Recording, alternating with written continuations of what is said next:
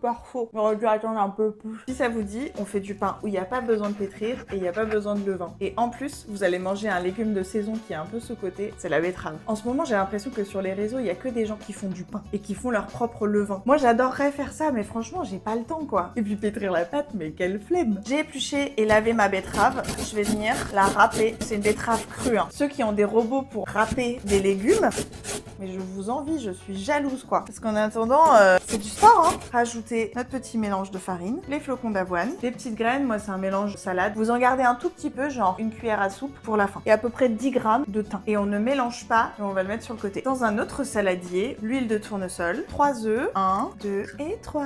Le parmesan et la crème fraîche. Et on va battre tout ça.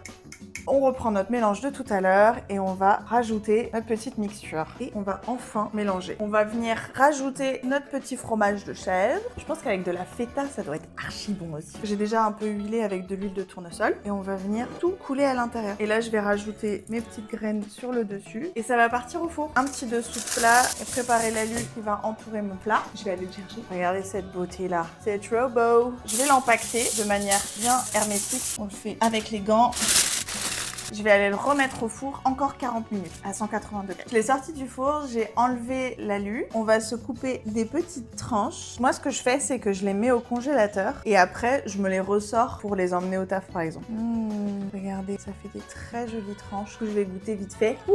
Parfait. J'aurais dû attendre un peu plus. Mais c'est très bon. Et franchement, à part la cuisson qui est longue, 2 fois 40 minutes, c'est assez rapide à faire en vrai. Accompagné d'une petite salade, style les tagliatelles de carottes. Un bacon. Mais...